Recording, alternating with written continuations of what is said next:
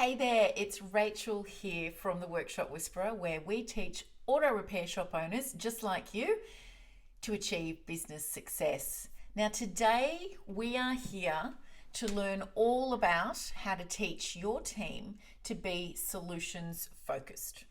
So, if you have been wondering how you do that, how you stop being the one who gives out all the guidance, puts out all the fires, and solves everyone else's problems, then you're in the right place. So stick around right until the end of the video because I'm actually going to be giving you the opportunity to collect my free resource on the 5 reasons that you need to teach your team to be solutions focused. So make sure throughout this video you also give me a thumbs up when you get a little aha moment or a little nugget of gold so that I know you're getting value from this video. Now, the problem that we see here is that business owners, auto repair shop owners just like you, are spending way too much time coming to solve the problems of the team. This is sometimes caused way back in the recruitment process because we hired the wrong people who were never going to be solutions focused, but it's also a direct result of there not being strong enough boundaries from the owner for the team. So you actually can teach your team to constantly rely on you for the answer if you don't have the right boundaries. So we want to talk you through how to set better boundaries and how to alleviate the time problem that fixing everyone else's problems is causing you in this video today. So we need to teach your team members to be responsible for fixing their own problems. And we do that by starting to teach them to think of possible solutions. Even if they are sure they don't know the answer, we just want their mind just to start ticking over a little bit differently by starting to think, well, what could the possible solutions be? Rather than realizing that they're encountering a problem and going, I know, I'll just go to my boss because he'll give me the answer. So we want to stop that process. We also have an issue here where, because we're not in situations often enough where both parties, being yourself as the owner and the team member, are able to give free, open and flowing feedback. So many auto repair shop owners skip over the need for a set period of time where both of you can sit down and discuss the role of the team member and ask them how they're feeling about their role. You'll get the opportunity to tell them how you think they're going in their role, and you'll be able to identify gaps together that you can close through training. And it's by identifying those gaps that you can start to teach this process of becoming solutions focused. So our opportunity here is that if you've got a team of doers, then they'll be very willing to get on board with you and learn how to be solutions focused, because they'll recognize that they can actually get their job done faster if they don't have to come to you all the time or wait for you all the time to solve the problem. So you've also got an opportunity where if your team is more solutions focused, you get to spend more time doing 2 things. One of them is working on the business and the other one is not being at the business at all. And both are awesome. So the framework for having your team to become more solutions focused is a teaching one. It's a teaching and training one. So it's not something where you can just click your fingers and say, hey, Mike, you just need to start coming up with the solution to your own problems now, and you cut them off altogether. It's a gradual process. A solutions focused approach means identifying a problem and developing an effective solution. And that's what we need to get across to the team. It's especially with your younger team members, of course, they're not going to have all the answers. But what you want them to start doing is thinking about the possible answers. So whenever someone comes to you from now on, I highly recommend that you start saying things to them like, what are your 3 potential solutions to that problem? You can even say the sentence, are you bringing me a problem or a solution?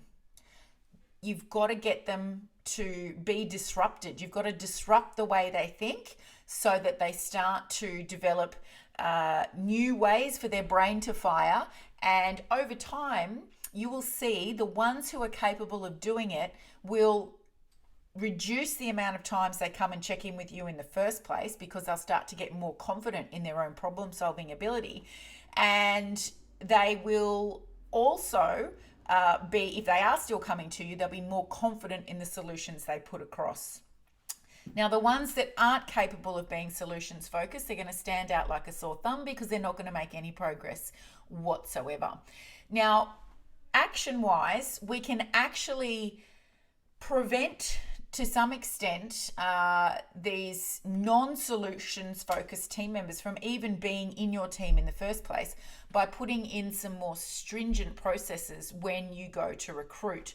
So asking extra questions like, what does it look like to you to be solutions focused? Can you give me an example of a time when you were fixing a car where you had to be solutions focused? What did you do? So asking these behavioral type questions so that they have to stop, think, and then they have to answer your question in such a way that's going to let you know straight away if they are solutions focused or not. You need to remember that where you've got some great team members and some not so great team members, that the great ones actually watch for what you tolerate from the not so great. So if you continue to solve the problems for the not so great, while the great ones are doing their best to learn this new method and to better themselves, you're going to start to see perhaps resentment, disharmony, and even toxicity inside your team. So always remember, everyone in your team is watching for what you tolerate rather than what you preach. So make sure what you're tolerating is only the good stuff. You can actually empower your team members here to be the experts in their work. And that's how you want them to feel, provided, of course, they are performing to show that expert level or expert title is worthy. So you want them to feel the power that goes with being capable of doing their job, and the confidence that goes with being able to do their job. And the more you allow them to become solutions focused, the more opportunity they will have to feel that power. So when you start this process of training your team members to be solutions focused, you will see results, and you'll see them quite quickly. As I mentioned, you will have more time to work on things that grow the business, which it's actually your job as the business owner to look after that. And you'll also have the opportunity to not be working below the line as often. So not being called in to put out spot fires and deal with issues as often, which means that you've got choice then. Do you not come in as often? Do you spend more time doing business building activities? You get to choose, and that's the important part.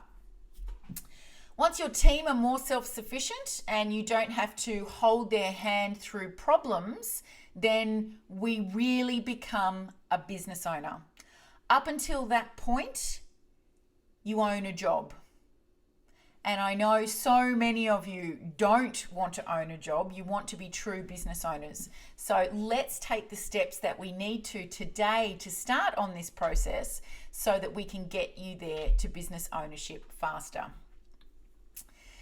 So some of the lessons that you should be aware of when you start on this process is that it does take time, and you need patience and you need to allocate the time. And you're going to get frustrated, sure, because some of the suggestions as possible solutions that your team members might turn up with, might really make you scratch your head and wonder what is going on.